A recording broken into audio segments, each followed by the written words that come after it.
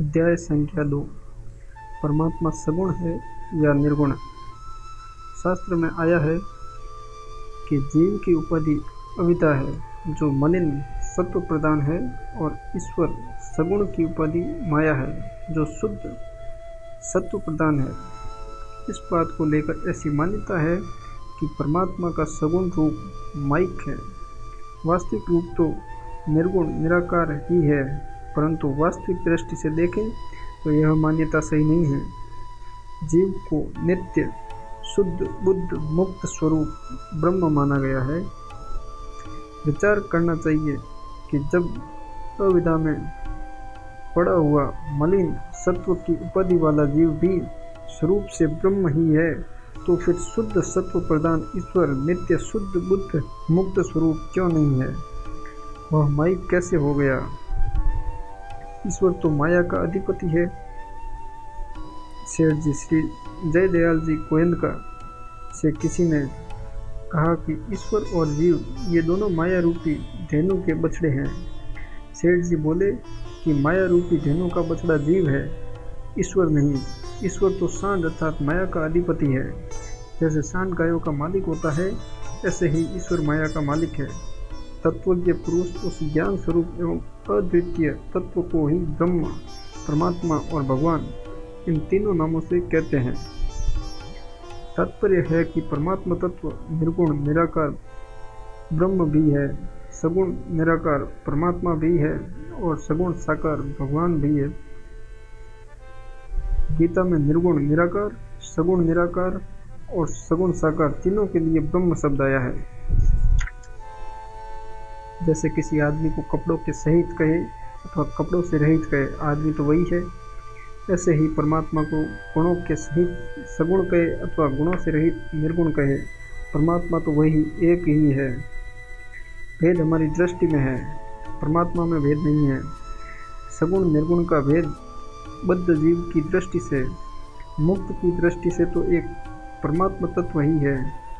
बद्ध की दृष्टि से बद्ध की दृष्टि वास्तविक नहीं होती, प्रत्युत मुक्त की दृष्टि वास्तविक होती है।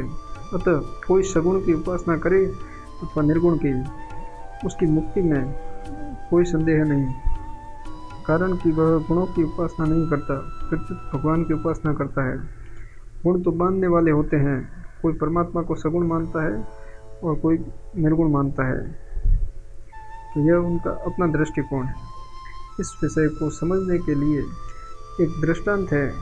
5 अंधे थे। उन्होंने एक आदमी से कहा कि भाई हमें हाथी दिखाओ, हम जानना चाहते हैं कि हाथी कैसा होता है। उस आदमी ने उनको एक हाथी के पास ले जाकर खड़ा कर दिया। एक अंधे के हाथ में हाथी की सूंड आई, दूसरे के हाथ में हाथी का दांत आया, तीसरे के हाथ में हाथी का पैर आया, चौथे के हाथ में हाथी की पूंछ आई और 5वें को हाथी के ऊपर बैठा दिया।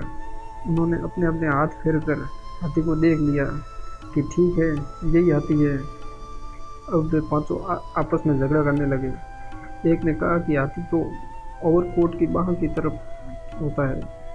दूसरे ने कहा कि नहीं, हाथी तो मसूद की तरह होता है। तीसरा बोला कि तुम दोनों झूठे हो, हाथी तो खंभे की तरह होता है। चौथे ने कहा कि बिल्कुल गलत कहते हो, हाथी तो रस्से की तरह होता है। 5वां बोला कि हाथी तो छप्पर की तरह होता है, यह मेरा अनुभव है। इस तरह सबका वर्णन सही होते हुए भी गलत है, क्योंकि वह एक अंग का वर्णन है, सर्वांग का नहीं। सब ने हाथी के एक एक अंग को हाथी मान लिया है, पर वास्तव में सब मिलकर एक हाथी है। ऐसे ही सगुण निर्गुण साकार निराकार का झगड़ा है। वास्तव में सब मिलकर एक ही परमात्मा का वर्णन है। एक ही वस्तु अलग अलग कोण से देखने पर अलग अलग दिखाई देती है। ऐसे ही एक ही परमात्मा अलग अलग दृष्टि से अलग अलग दिखते हैं। गीता में आया है कि परमात्मा सत्य भी है, असत्य भी है। तात्पर्य है कि परमात्मा का वर्णन नहीं किया जा सकता। यह सगुण भी है, निर्गुण भी है, साकार भी है, निराकार भी है, और इन सब से विलक्षण भी है, जिसका अभी तक शास्त्रों में वर्णन नहीं आया है। उसका पूरा वर्णन हो सकता भी नहीं। प्राकृत मन बुद्धि वाणी के द्वारा प्रकृति से अतीत तत्व का वर्णन हो ही कैसे सकता है? द्वैत, अद्वैत, द्वैताद्वैत, विशिष्टाद्वैत आदि जितने भी मतांतर है, उन सब से परिणाम में एक ही तत्व की प्राप्ति होती है। अरहट की घड़ियाँ अलग अलग ऊंची नीची रहती है। जब वे नीचे जाकर पानी से भरकर ऊपर आती है, तब अलग अलग होने पर भी वे ढूंढती एक ही जगह है। एक ही नगर में जाने के कई मार्ग होते हैं। कोई पूर्व से आता है, कोई पश्चिम से आता है, कोई उत्तर से आता है, कोई दक्षिण से आता है।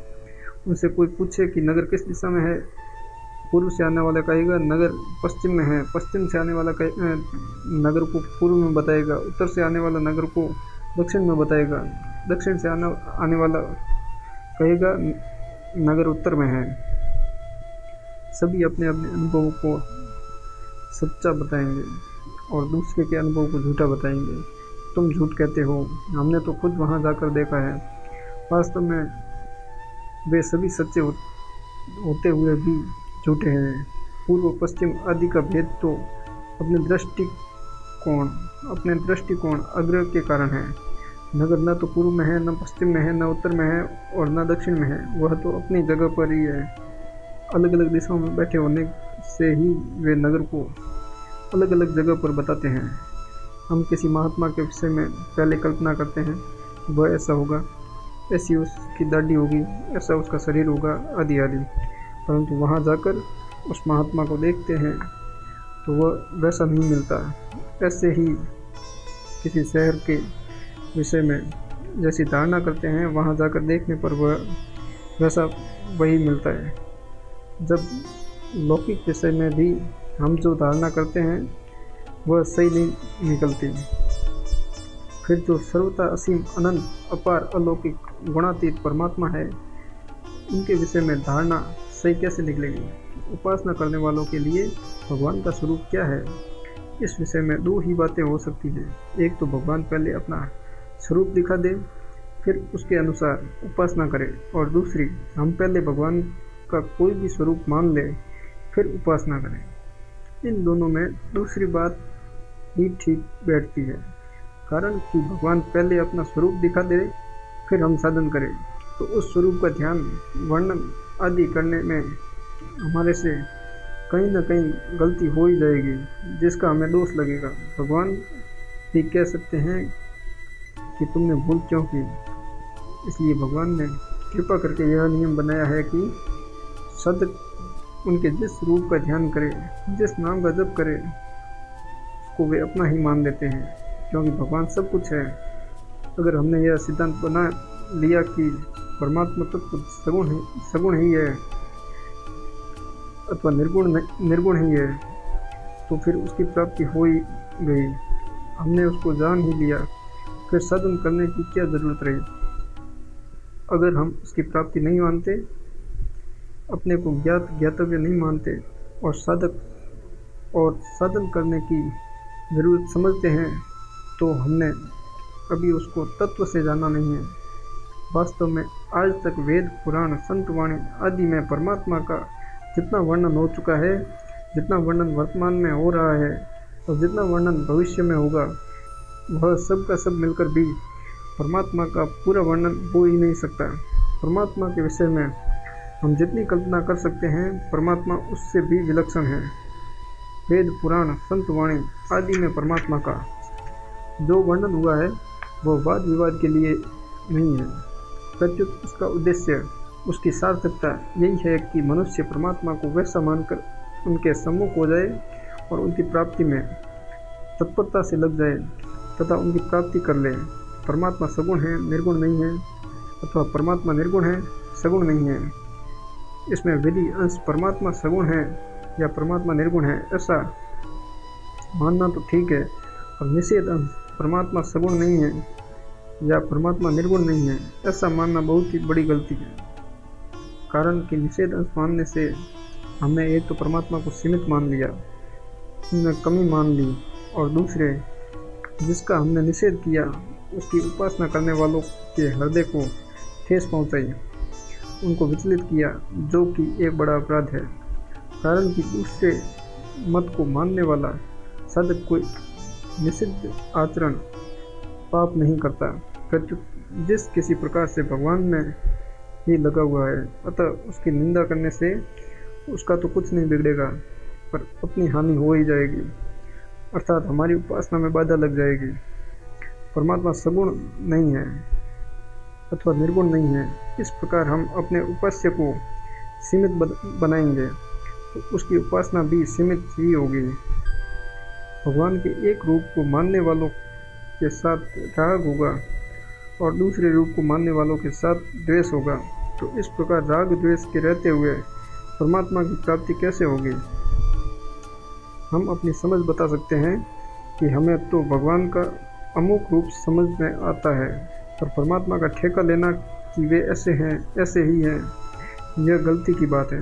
हमें तो सगुण ही प्रिय लगता है अथवा हमें तो निर्गुण ही ठीक लगता है, या हमें तो द्वैत सिद्धांत ही ठीक जचता है अथवा हम तो अद्वैत सिद्धांत को ही ठीक समझते हैं। ऐसा कहना तो साधक के लिए ठीक है, पर दूसरे के इष्ट सिद्धांत मत आदि की निंदा या खंडन करना साधक के लिए महान बाधक है। भगवान के एक रूप को ही मानकर उसका आग्रह पक्षपात रखना अनन्यता नहीं है। अनन्यता का तात्पर्य है भगवान के सिवाय संसार में कहीं भी आसक्ति न करना। साधक को अपने मत संप्रदाय आदि का आग्रह नहीं रखना चाहिए, प्रत्युत उसका अनुसरण करना चाहिए। अपने मत का आग्रह रखने से उसका दूसरे मत से द्वेष हो जाएगा, जिससे वह दूसरे मत की बातों को निष्पक्ष होकर नहीं सुन सकेगा। सभी मत संप्रदाय आदि में अच्छे अच्छे संत महापुरुष हुए हैं। अपने मत का आग्रह रहने से साधक उन संत महापुरुषों की अच्छी अच्छी बातों से वंचित रह जाएगा। अतः साधक को चाहिए कि वह प्रत्येक मत संप्रदाय आदि की बातों को निष्पक्ष होकर सुने, उन पर गहराई से विचार करे, जो बातें उपयोगी लगे उनको ग्रहण करे। साधक को सारग्राही बनना चाहिए। अगर उसको अपने या दूसरे के मत में कोई शंका पैदा हो जाए तो जिन पर उसकी श्रद्धा हो उनसे पूछकर समाधान कर लेना चाहिए। न समझने के कारण अपने मत में कोई कमी या बाधा दिखे तो उसका त्याग कर देना चाहिए। उपनिषद में आचार्य अपने शिष्यों को उपदेश देते हैं, जो जो निर्दोष कर्म है उनका ही तुम्हें सेवन करना चाहिए, दूसरे दोषयुक्त कर्मों का कभी आचरण नहीं करना चाहिए। हमारे आचरणों में से भी जो जो अच्छे आचरण दिखे उनका ही तुम्हें सेवन करना चाहिए, दूसरों का कभी नहीं। इसका अर्थ यह नहीं है कि उन आचार्यों में कोई कमी या दोष है। कमी हमारी समझ में है, उनमें नहीं। अतः उनकी कोई क्रिया हमारी समझ में न आए, उसमें हमारी दोष दृष्टि हो जाए तो उसका अनुसरण नहीं करना चाहिए।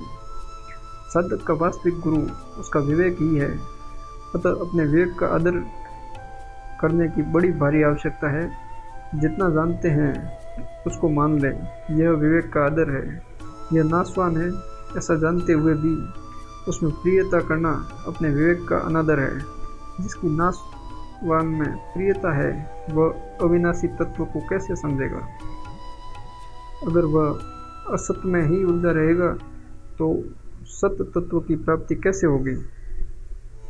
जिसकी भोग और संग्रह में प्रियता है वो परमात्मा तत्व की प्राप्ति तो दूर रही, उसकी प्राप्ति का निश्चय भी नहीं कर सकता। उस पुष्पित भोगों का वर्णन करने वाली वाणी से जिनका अंतःकरण भर लिया गया है, अर्थात भोगों की तरफ खिंच गया है, और जो भोग तथा ऐश्वर्य में अत्यंत आसक्त है, उन मनुष्यों की परमात्मा में निश्चयात्मिक बुद्धि नहीं होती। साधक के लिए केवल इतना ही मान लेना आवश्यक है कि परमात्मा तत्व है अथवा संसार नहीं है। परमात्मा तत्व कैसा है यह जानने की जरूरत नहीं है, कारण कि परमात्मा तत्व विचार का विषय नहीं है, प्रत्युत श्रद्धा विश्वास का मान्यता का विषय है। परंतु परमात्मा है, इसकी दृढ़ता के लिए संसार नहीं है।